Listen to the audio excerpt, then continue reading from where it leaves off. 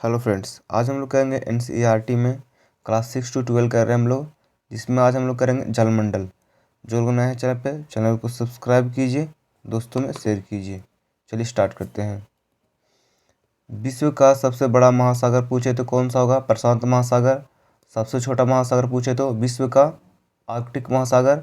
छिपता हुआ महासागर किसे बोलते हैं? तो आर्कटिक महासागर को छिपता हुआ महासागर भी बोलते हैं। किस महासागर की प्रमुख विशेषता प्रवाल भित्ति है? तो प्रशांत महासागर की। विश्व का 4 सबसे बड़ी महासागरों में कौन शामिल नहीं है? विश्व के 4 सबसे बड़े महासागरों में शामिल नहीं है। अंटार्कटिक जो होगा उसमें शामिल नहीं है। विश्व की सबसे बड़ी खाई कौन सी है? Mariana trench. इसको भी याद रखना है। विश्व का सबसे गहरी खाई मैरियाना ट्रेंच है, जो किस महासागर में स्थित है? तो यह जो है प्रशांत महासागर में स्थित है। अग्नि वलय की उपस्थिति किस महासागर में पाई जाती है? अग्नि वलय की उपस्थिति प्रशांत महासागर में पाया जाता है। अंटार्कटिक महासागर का सबसे बड़ा गहरा भाग है। अंटार्कटिक महासागर का सबसे गहरा भाग है प्लूटोरिको ट्रेच। ठीक है।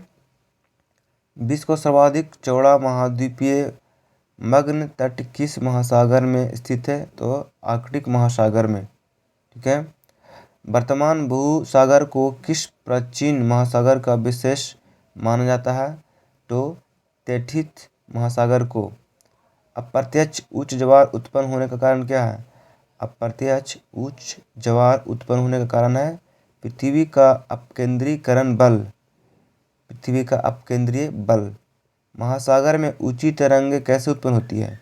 तो महासागर में जो ऊंचा तरंग उत्पन्न होती है वह कैसे होता है? तो चंद्रमा से होता है। ठीक है। विश्व की सबसे गहरी खाई कौन सा है? मैरियाना ट्रेंच है, जो किस महासागर में स्थित है? प्रशांत महासागर में स्थित है। ठीक है। प्रवाल द्वारा निर्मित ग्रेट बैरियर रीफ किसके द्वारा निर्मित होता है? तो प्रवाल द्वारा निर्मित होता है। यह किस तट के समीप स्थित है? तो यह जो है क्वींसलैंड के समीप स्थित है। ठीक है। आगे है, विश्व में क्षेत्रफल की दृष्टि से सबसे बड़ा सागर कौन सा है? विश्व में क्षेत्रफल की दृष्टि से सबसे बड़ा सागर कौन सा है?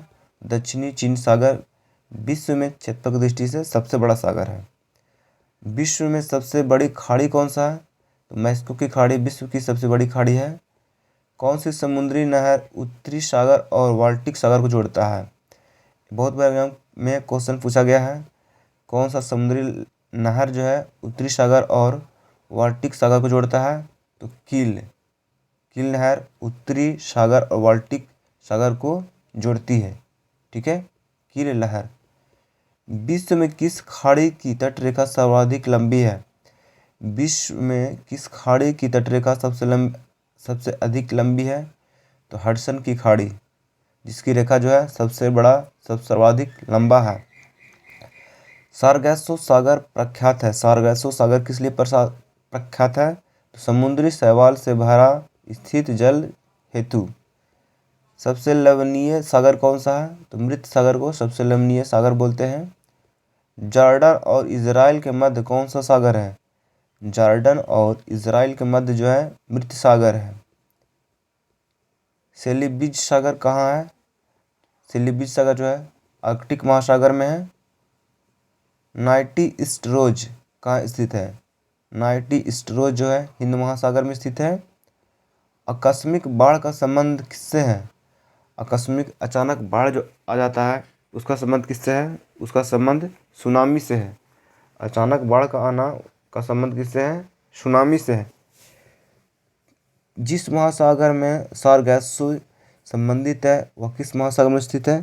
तो उत्तरी अंटार्कटिक में से स्थित है सारगैसो। सारगैसो समुद्र की विशिष्टता है। तो विशिष्ट समुद्री वनस्पति से संबंधित है। तटीय प्रवाल भित्ति एवं स्थल खंड के बीच विकसित होने वाले लैगून को क्या कहा जाता है? तटीय प्रवाल भित्ति एवं स्थल खंड के बीच जो विकसित होने वाला लैगून को क्या बोलते हैं? वोट चैनल बोलते हैं। उसको क्या बोलते हैं? वोट चैनल बोलते हैं। कौन सा धारा दक्षिणी अंटार्कटिक महासागर में धाराओं के एक पूर्व वृत्त के निर्माण में योगदान नहीं देता है? कौन सा दक्षिणी अंटार्कटिक महासागर जो है धाराओं को एक पूर्ण वृत्त के निर्माण में योगदान नहीं देता है? तो केनारी। ठीक है, आगे है विश्व की सबसे तेज बहने वाली महासागरीय जलधारा कौन सा है? विश्व की सबसे तेज बहने वाली महासागरीय जलधारा है गल्फ स्ट्रीम जलधारा। कौन सा है? गल्फ स्ट्रीम जलधारा। कौन सी महासागरीय जलधारा यूरोप का गर्म कंबल के नाम से लोकप्रिय है? गर्म कंबल के नाम से कौन सा महासागर को जाना जाता है? तो गल्फ स्ट्रीम जलधारा को गर्म कंबल का नाम से भी जाना जाता है। ठीक है, यूरोप का गर्म कंबल के नाम से किस जानते हैं? तो गल्फ स्ट्रीम जलधारा को। किस जलधारा को क्रिसमस के बच्चे की धारा कहते हैं? तो एल नीनो जलधारा को क्रिसमस के बच्चे के नाम से जानते हैं।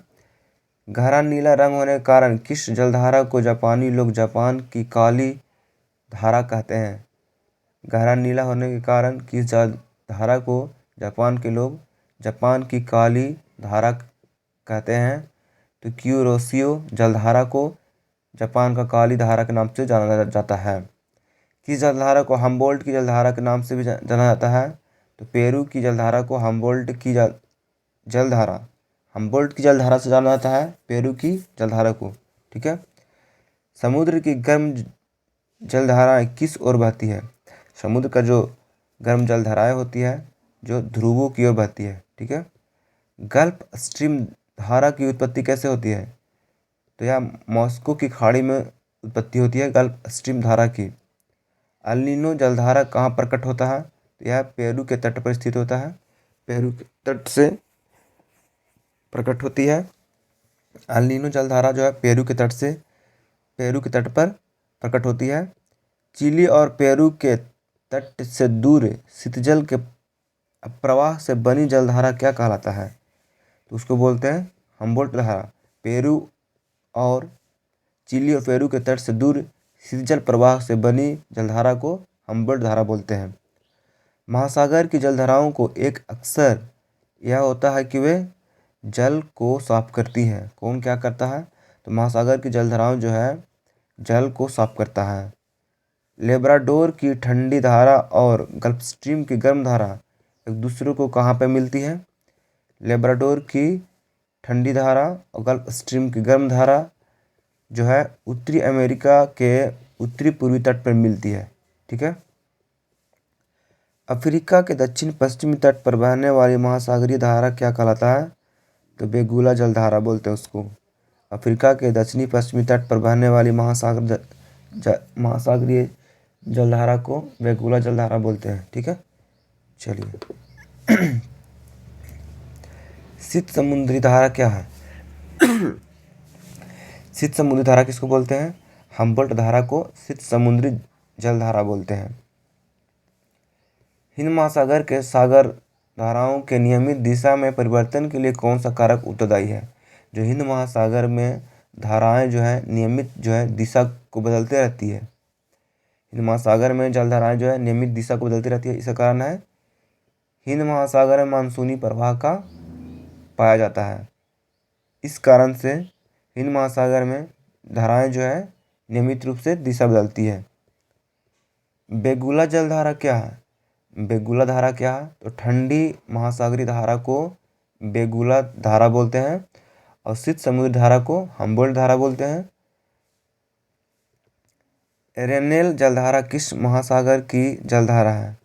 तो अंटार्कटिक महासागर की जलधारा को रेनेल जलधारा बोलते हैं। ब्राज़ील की जलधारा कौन सा है? गर्म जलधारा ब्राज़ील की जलधारा है।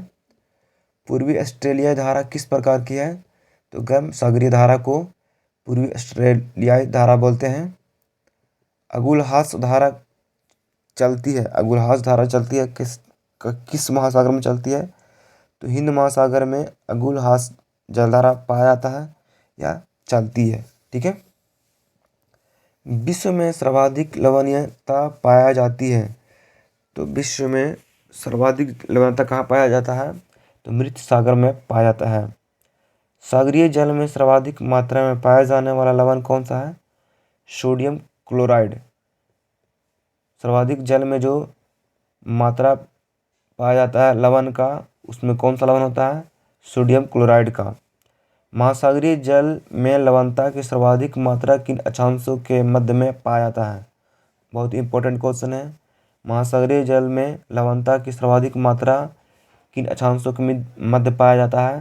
तो 20 डिग्री से 40 डिग्री अक्षांश के मध्य पाया जाता है। समुद्री जल की औसतन लवणता कितनी है? तो 35%। ठीक है। महासागरीय जल की सर्वाधिक लवणता पाया जाता है 35 डिग्री अक्षांश के निकट जो है महासागरीय जल की अधिक लवणता पाया जाता है। कहाँ पाया जाता है? तो 35 डिग्री अक्षांश के निकट सर्वाधिक लवणता पाया जाता है। सामान्यतः महासागरीय जल की लवणता गहराई में वृद्धि के साथ साथ बढ़ता है। जब आप महासागर की जलधारा को गहरा में जाएंगे तो लवणता जो उसकी है बढ़ेगी। ठीक है। चलिए, कौन सी जल संयोजी यूरोप को अफ्रीका से पृथक करती है?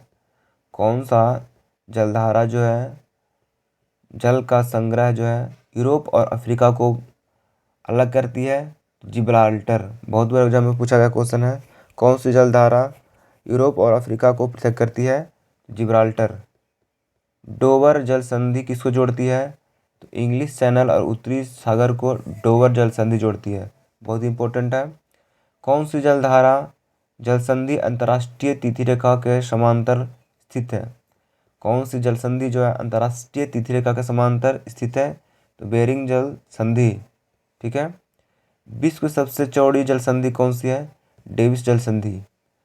अगर विश्व का सबसे चौड़ा जल संधि पूछे तो डेविस जल संधि होगा। बेरिंग जल संधि किन दो भागों को अलग करती है? बेरिंग जल संधि जो है किन दो भागों को अलग करती है? तो एशिया और उत्तरी अमेरिका को अलग करता है बेरिंग जल संधि। हरमुज जल संधि किन दो देशों को अलग करती है? तो ईरान और ओमान को अलग करती है हार्मोन जल संधि। ऑस्ट्रेलिया और पापुआ न्यू गिनी में कौन अलग करता है? तो टारस जल संधि जो है ऑस्ट्रेलिया और पापुआ न्यू गिनी को अलग करता है। पाक जल संधि किन दो देशों को अलग करता है? तो भारत और श्रीलंका को अलग करता है पाक जल संधि। बेरिंग जल मड्रू मध्य किसको अलग करता है? तो आर्कटिक महासागर को प्रशांत महासागर से अलग करता है बेरिंग जल मड्रू मध्य। ठीक है। अलास्का जल संधि किन दो महासागरों को संयुक्त करती है? किसको जोड़ती है? अलास्का जल संधि जो है किन दो सागरों को जोड़ती है? तो अंडमान सागर और दक्षिणी सागर चीन सागर को जोड़ता है अलास्का जल संधि। भूमध्य सागर और अटलांटिक महासागर को कौन सा जल संधि जोड़ती है? तो जिब्राल्टर जल संधि जो है भूमध्य सागर और अटलांटिक महासागर को जोड़ता है। जाफना प्रायद्वीपीय तथा श्रीलंका की प्रमुख भूमि को जोड़ने वाला पास है। कौन सा है? एलिफेंटा पास। एलिफेंटा पास है। बहुत ही इंपॉर्टेंट क्वेश्चन है कि जाफना प्रायद्वीपीय तथा श्रीलंका के मुख्य भूमि को जोड़ने वाला कौन सा पास है? तो एलिफेंटा पास। ठीक है। जिब्राल्टर जल संधि किन दो देशों को एक दूसरे को अलग करती है? तो स्पेन और मॉस्को को अलग करती है जिब्राल्टर जल संधि। और किसको जोड़ता है? तो भूमध्य सागर और अटलांटिक महासागर को जोड़ता है। जिब्राल्टर जल संधि जो है भूमध्य सागर और अटलांटिक महासागर को जोड़ता है और स्पेन और मॉस्को को अलग करता है। ठीक है। कौन सा जलाशय अंडमान निकोबार द्वीप समूह को अलग करता है? अंडमान और निकोबार द्वीप समूहों को कौन सा जल संधि अलग करता है? तो 10 डिग्री चैनल जो है अंडमान और निकोबार द्वीप समूह को अलग करता है। बहुत बार एग्जाम में पूछा गया क्वेश्चन है। पाक स्टेट किनके बीच स्थित है? बंगाल की खाड़ी और मन्नार की खाड़ी में के बीच कौन सा स्टेट स्थित है? तो पाक स्टेट। ये भी एग्जाम में बहुत बार क्वेश्चन पूछा गया क्वेश्चन है। चलिए आगे बढ़े हम लोग। किस जल मड्रू मध्य में से निकलने वाली सुरंग यूनाइटेड किंगडम और फ्रांस को जोड़ता है? किस जल मड्रू मध्य से निकलने वाली सुरंग जो है यूनाइटेड किंगडम और फ्रांस को जोड़ता है? तो डोवर जल मड्रू मध्य जो है यूनाइटेड किंगडम और फ्रांस को जोड़ता है। ठीक है। कौन सा जल मध्यमध्य अंतर्राष्ट्रीय तिथि रेखा के सर्वाधिक निकट है? तो बेरिंग जल मध्यमध्य है जो अंतर्राष्ट्रीय तिथि रेखा के सर्वाधिक निकट है। इंग्लिश चैनल कहाँ स्थित है? तो इंग्लैंड और फ्रांस के बीच जो है इंग्लिश चैनल स्थित है। हिंद महासागर और लाल सागर को कौन सा जल संधि जोड़ता है? तो बाल अल मांदे। हिंद महासागर और लाल सागर को कौन सा जल संधि जोड़ता है? तो बाल अल मांदे। ये भी क्वेश्चन बार बार पूछा गया क्वेश्चन है। मलका जल संयोजन में आने जाने की सुविधाएं हैं। मलका संयोजन में आने जाने की सुविधाएं कौन सा है? तो हिंद महासागर से चीन सागर तक। ठीक है। 10 डिग्री चैनल किसको पृथक करता है? तो अंडमान निकोबार द्वीप समूह को अलग करता है। प्रवाल क्या है? तो प्रवाल एक समुद्री जीव है। प्रवाल भित्ति संबंधित किससे संबंधित है? समुद्री जीव तथा निर्मित भित्ति से संबंधित है प्रवाल भित्ति। कौन सा सागर प्रवाल की उत्पत्ति के लिए उपयुक्त है? कौन सा सागर प्रवाल की उत्पत्ति के लिए उपयुक्त है? तो उष्णकटिबंधीय महासागर जो है प्रवाल की भित्ति के लिए उपयुक्त है। प्रवाल के विकास के लिए औसतन सागरीय लवणता कितना होना चाहिए? अगर कोई प्रवाल बनता है तो उसके विकास के लिए औसतन सागरीय लवणता कितना होना चाहिए? तो 27% से 32% तक। ठीक है। प्रवाल भित्तियाँ मुख्यतः किस रूप में पाई जाती है? तो 30 डिग्री से नॉर्थ से 30 डिग्री साउथ अक्षांश के मध्य जो है प्रवाल भित्तियाँ मुख्य रूप से पाई जाती है। प्रवाल भित्तियाँ मुख्य रूप से कहाँ पर पाया जाता है? तो 30 डिग्री नॉर्थ से 30 डिग्री साउथ अक्षांश के मध्य में पाया जाता है प्रवाल भित्तियाँ। जो प्रवाल भित्तियाँ समुद्र तट से कुछ दूर हटकर बनी होती है क्या कहलाती है? जो प्रवाल भित्ति समुद्र तट से कुछ दूर पर बनी होती है उसको क्या बोलते हैं? अवरोधी प्रवाल भित्ति बोलते हैं। किस प्रवाल भित्ति आकार घोड़े के नाल और मुद्रिका के समान होता है?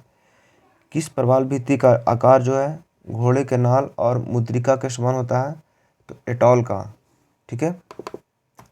आगे है प्रवाल भित्तियों की उत्पत्ति से संबंधित भू अवतरण सिद्धांत का प्रतिपादन किसने किया था?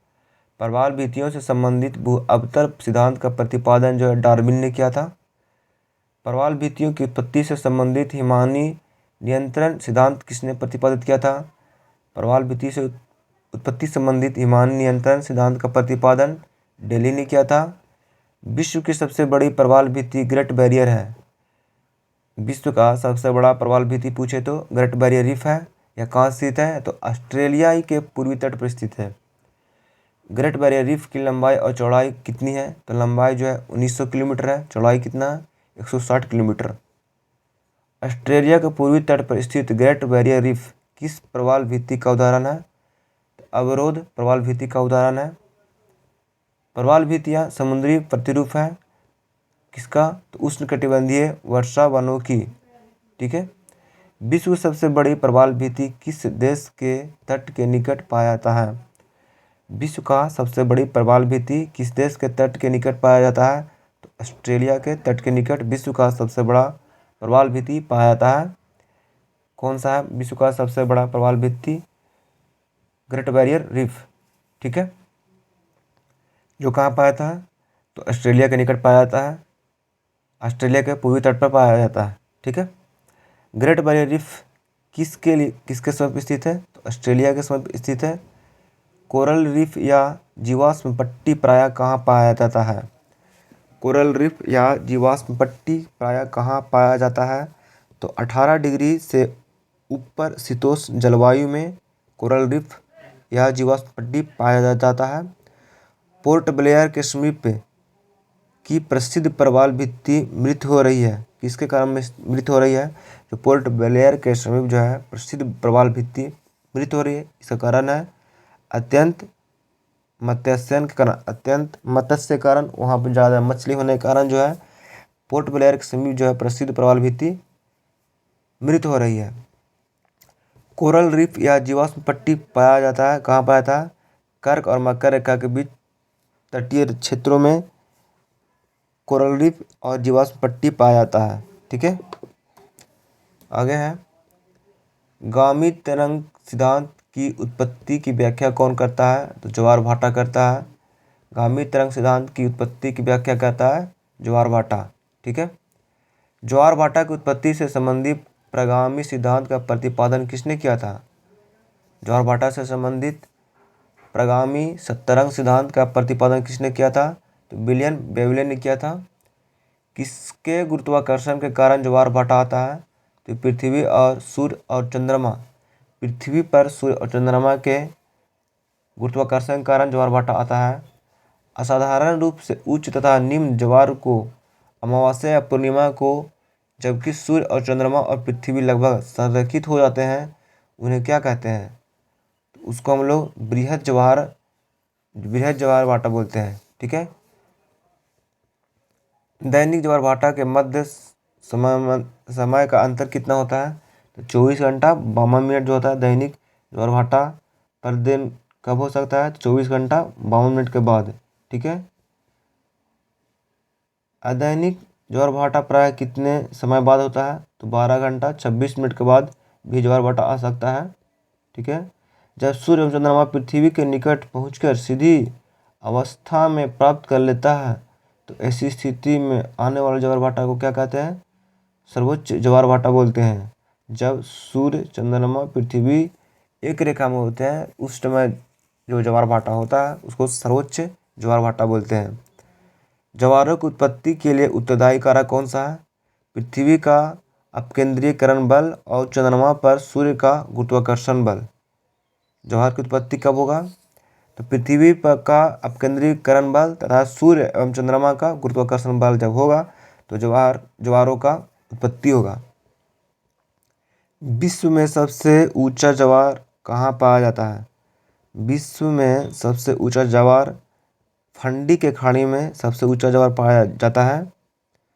ज्वार भाटा की उत्पत्ति में किसका प्राय अधिक होता है? तो चंद्रमा का। महासागरों में ज्वार भाटा की उत्पत्ति के क्या कारण है? महासागर में जो ज्वार भाटा का उत्पत्ति होता है उसका कारण क्या है? गुरुत्वाकर्षण और अपकेंद्रीय बल तथा अपकेंद्रीय बल, इसके कारण से महासागर में ज्वार भाटा का उत्पत्ति होता है। ठीक है। या गुरुत्वाकर्षण बल होगा या अपकेंद्रीय बल तथा अपकेंद्रीय बल। ठीक है। चलिए आगे बढ़े। आगे है बरमुंडा त्रिभुज किस महासागर में अवस्थित है? बरमुंडा त्रिभुज किस महासागर में अवस्थित है? उत्तरी अंटार्कटिक में है। समुद्र पृथ्वी की सतह से लगभग घेरे हुए हैं, कितना? तो 70%। ठीक है। 70% जो है पृथ्वी के ऊपर समुद्र है। कौन सा सागर महासागरीय मरुभूमि के रूप में अभिहित किया जाता है? तो सारगैसी सागर, सारगैसो सागर अवस्थित है उत्तर अंटार्कटिक महासागर में। तस्मान सागर किसके मध्य अवस्थित है? तो ऑस्ट्रेलिया और न्यूजीलैंड के मध्य स्थित है। किस सागर की सीमाएं 3 महाद्वीपों को छूती है या स्पष्ट करती है? तो बेरिंग महासागर, बहुत बार एग्जाम में पूछा गया क्वेश्चन है। कौन सा सागर जलबद्ध है? तो अरल सागर। किस सागर का तट नहीं है? तो सारगैसो सागर का तट नहीं है। तुर्की के उत्तर में कौन सा सागर है? काला सागर। ठीक है। वीडियो को पूरा देखिए। जो नया चैनल पे चलो सब्सक्राइब कीजिए। फिर मिलते हैं हम लोग अगले वीडियो में, तब तक के लिए धन्यवाद।